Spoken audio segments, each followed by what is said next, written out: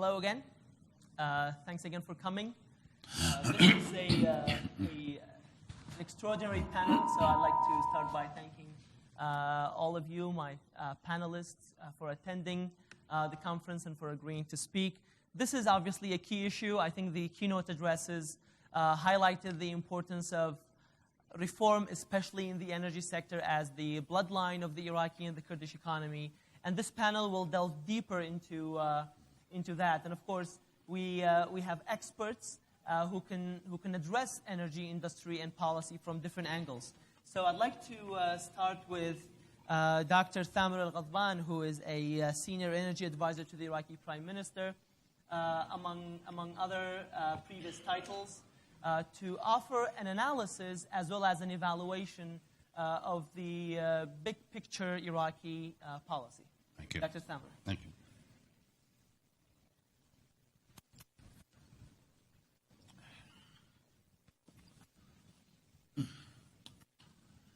Good afternoon, ladies and gentlemen. I would like to start by thanking my dear friend and colleague, Dr. Barham Saleh, who managed to bring me this time to Sulaymaniyah for the second time. I was here in 2006, and yesterday and today, I was really amazed and pleased to see the progress that happened in the city of Sulaymaniyah. And of course, I'm also happy and will be more happy to see more progress in the region of Kurdistan and the whole of Iraq, of course. We would like to see stability, democracy, and the people of Iraq as a whole deserve better life after the long suffering. And we hope to see this year the defeat of ISIS as a final battle, which is being waged now in Anbar, and I hope in the near future in Mosul by the armed forces of Iraq and the Peshmerga.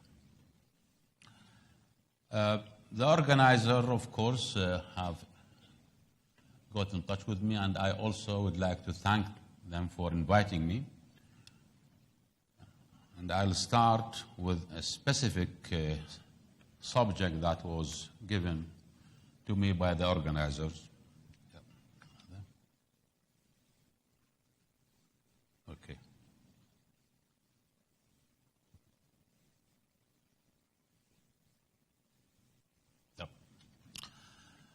The main theme actually is the oil and gas policy and industry. And there are a number of sub-themes regarding policies. And of course, without policy, you cannot really go ahead. Yeah. I would like to start with a brief about what has been going since the last few years, especially after the fall of the regime. As you can see, there has been continuous progress in production and export. The lower part, the bottom part, is the domestic consumption, and the one in red is the export. The production in the last few months has exceeded 4.5 or almost 4.5 million barrels per day, but as an average rate for the year of 2015, it is almost 3.467. But if you reflect and go back to the year of 1979, the sustained production of oil in Iraq was 3.5 million barrels per day. The second point is the revenue. We haven't seen such a huge generation of revenues in the years, especially after 2011, 12, and 13, when prices of oil for Iraqi oil average above $100 per barrel. The total amount of revenues since 2003 till end of 2014 exceeded $600 billion, add to them almost $50 billion last year, so we are talking about $650 billion of oil revenues. But on the other hand, we have problems. The problem is with the gas utilization, loss of flaring. Almost 60% of the produced gas was flared in 2014, and the picture did not really change in 2015. This comes at a time of a huge need for gas for power generation and also for feedstock for the industry, the petrochemical. And this is, of course, a main challenge is to provide gas, enough gas, whether in Kurdistan or whether in the rest of Iraq. The other point, of course, is the fuel, oil product, gasoline and gas oil. There has been continuous progress in the production, and we are almost meeting demand in 2011 for the gas oil, but there has been also imports. And imports is, of course, is a heavy burden on the treasury of Iraq as a whole and also in Kurdistan. The last point as a segment of the energy sector is generation, power generation. As you can see, there has been also a continuous increase in generation, but on the other hand, huge losses has been incurred. Still, the system is suffering from constraints, whether in transmission, distribution, and also unpaid amount by people. Plus, of course, the subsidy, as the Consul General of the U.S. Embassy and Consulate in Erbil mentioned. I chaired the committee in 2013, and we looked into the statistics of the energy sector of electricity generation. Only 7.5% of the operating budget in Iraq was paid, or in the 15 governorates, was paid by the people, while 92.5% is paid by the government. This is, of course, leads to overconsumption and, of course, continued cut. Back to the main theme, the oil and gas policy. Was it really a failed oil policy? And we've heard also in the outside Iraq, especially by a number of intellectuals and also by a number of foreign writers talking about failed states. Of course, personally, I don't like this nomenclature, and I think there is an oversimplification to the situation, the complex work environment in Iraq.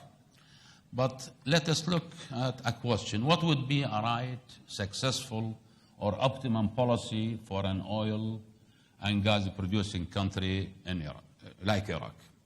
There are a number of positive elements that Iraq enjoys. Iraq, of course, is rich in oil and gas reserve, numerous produced or discovered oil fields. They are very prolific, high productivity.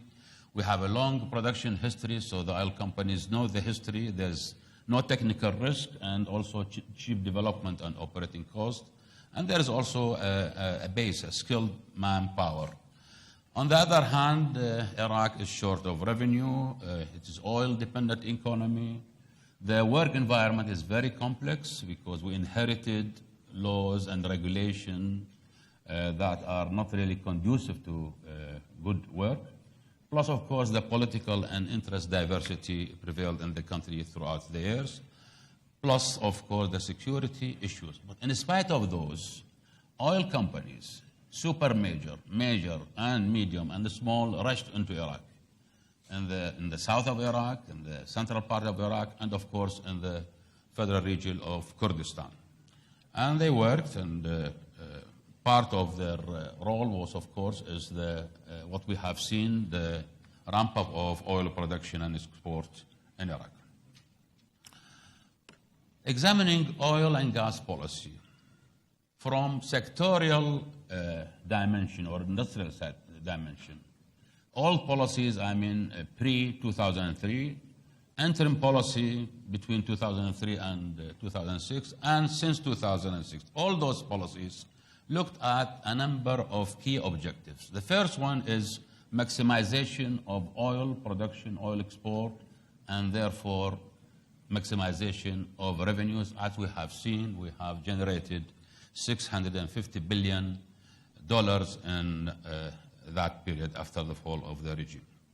The other target was maximizing gas utilization. There wasn't much success, lots of flaring. And also targeting sufficiency in oil products. We have problems, we are importing products. And also sufficiency in fuel for power sector, fuel and feedstock for the industry. Those different type of policy at different time frame, they differed in attaining those objectives, okay? In performance and efficiency, time is not really enough to go in details. But on the other hand, looking at the national dimension as a country, economic diversification, employment generation, environment sustainability, and the private sector development are key targets for any rational policy for Iraq. Also, of course, within this framework is to maximize the national content, the manpower involved, and also in products and service provision. Plus, of course, capturing the value chain of the hydrocarbon resources. I mean, not to be only a barrel exporter. It's rather to go deep and use the hydrocarbon, be it oil, be it gas liquids, and build the industry into the country, like petrochemical, fertilizer, and different other industry downstream, in order to maximize your revenue, as well as to generate opportunities, job opportunities for the people. Those policies were really different in achieving those objectives on the national dimension. But policies, ongoing policies since 2006, one important element is the collaboration with the international oil and gas companies through opening up the upstream sector. Before 2003, the upstream sector was completely national, and there were no international oil companies. As we all know, in Kurdistan region, there are tens and tens of international companies working in the region. In the rest of Iraq, at least 12 major oil companies have contracted the super major and major oil fields. So this is a positive element of the policy, but that policy did not really target more reliance on the national efforts. And also there was a problem in the planning. It was not really comprehensive, and it was not really an integrated implementation. There was no major reform during this period, and also instead of going on a national level to build on the upstream company, the Iraq National Oil Company, we went further down into regionalization and subdivision of the upstream sector. So we have now Basra Oil Company, the Dhiqar Oil Company, Misal Oil Company, and of course the Midland Oil Company, without putting the umbrella which is really needed to plan and oversee the development of the upstream sector. In terms of implementation, we could see slowness in achieving production targets, and also inefficiency in managing mega projects like refining, gas utilization, and water injection. But of course, one positive element, as I have shown to you earlier, is the significant ramp-up of oil production and export after 2010. So what are the issues left because of those policies and their implementation since 2006? We have energy security issues. Still, we are suffering from insufficient fuel for power generation, insufficient feedstock for the industry, and also products imports continued, which is, of course, as I earlier mentioned, is a heavy burden on the treasury. For a successful to have a successful policy, you need a number of steps. First of all, you have to have a clear definition of objectives, time frame, consultation with the stakeholders, implementation plans, supervisory task force, monitoring and follow-up, and transparency. And I'm very pleased to hear from the first two speakers, keynote speakers, that the government of Kurdistan is targeting transparency. And as also Mr. Mittman mentioned this also. And of course, you need to assess the result and feedback and adjust the implementation. And of course, clear definition of who is doing what with accountability. You don't leave it to the minister as he likes, but he got to be accountable to deliver the objectives as stated in the annual or 5-year plan. Plus, of course, delegation of powers to the implementing authorities at different levels. And you have to think about the funds, where do you bring the funds from, and there are other reasons. All this needs actually a strong will, strong resolve, a strong determination for implementing policies, which is really the prime factor for a successful oil and gas policy. How was my time, Dr. Wahab? Okay. Now, there was another question, is that what about the future? Future production, export, and revenue generation. This is really a very difficult question right now at this time of the crisis, international crisis as far as oil prices. What will be the future price of oil? We know that oil behavior, the price is cyclic. It is not really linear at all.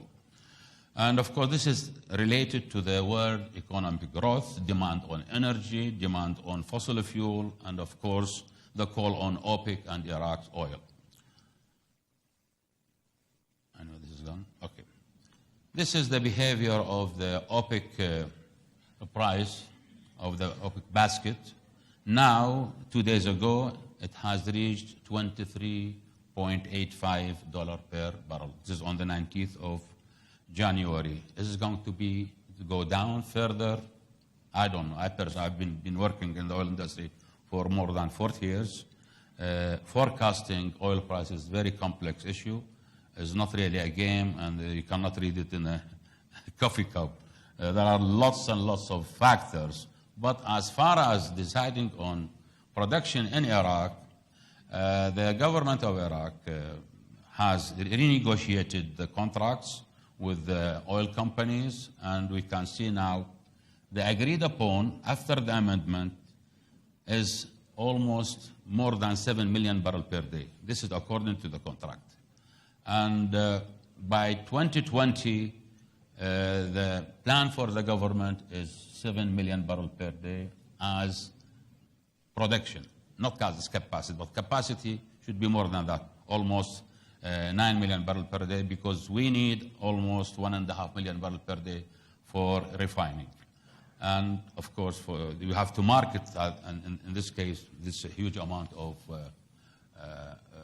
oil, but this is now, to me, it's out of date. We have to revise the whole plan, but this is not the right time now. We have to look into what's going to happen on demand on oil. And as far as the revenue, past calculations, had we, or if we are available to produce and export the medium scenario, which is 9 million barrels per day capacity, we would generate more than $5 trillion by 2030. These figures are now out of date. I personally don't believe them, although I supervise personally the strategy. As far as the refining, there is a question about what would be the model for refining. There is a need definitely for oil products. There will be expansion with time, depending on the economic development in Iraq and, of course, and in the world. A number of major refineries are required. There is a role for the private sector in Iraq, but there is technology and there is scale of size. The issue of the refining industry in Iraq cannot be solved by bringing refurbished, old, or disused small refineries. This is costly. We need, a new, modern refineries, new technology, almost very low oil residue, not like now. But this takes time, and I don't see much interest based on the experience so far in the last 6, 7 years by the investors to build major refineries in Iraq. We have offered a linkage between development of Nasiriyah field and building Nasiriyah refinery. Still, it is not really easy. It is difficult. So we have to go on with ramping up and modernizing the current refineries, as well as improving the investment model to attract investors to build new refineries. Reform is a huge and long. I agree with what it has been said. We have to reform the economy, as well as, of course, the oil sector. The federal ministries got to refrain from interfering heavily into operation. This has got to be left to the oil companies, while they should concentrate on regulations, policies, planning, and of course, overall supervision. Reform requires a strong will, and when there is a strong will, we can do reform on all levels. I fully agree with what has been said about the economic reform and the various subsidiary reforms, whether it's the financial management, whether banking reform, modern public sector modernization. Without a modern public sector, we cannot really carry on reform. One point I would like to end with, just to state the fact right. I heard about one of the problems faced by the region of Kurdistan is that the cutting off the salaries in 2014. This is one-sided view. I'm against it, of course. But on the other hand, if you also listen to the view in Baghdad, is that, of course, the federal budget law, included two commitments, that the federal government should supply or hand over 17% of the revenue, but also the KRG is reciprocating by handing over certain amount of the oil produced in the region. In this case, the government of Kurdistan did not really respect its commitment. So there are two sides. It's not single-sided. This is one. The other point, I fully agree with Mr. Mittmans on his advice that there should be a strong relationship between the region and Baghdad, and he mentioned that, or he described us as neighbors. We are not neighbors. We are one country according to the Constitution. Our president now and the previous President Mohammed Jalal are from Suleymaniya. So we hope that we go together, and we hope that also there will be a bright future for the region of Kurdistan and for the whole of Iraq. Thank you very much.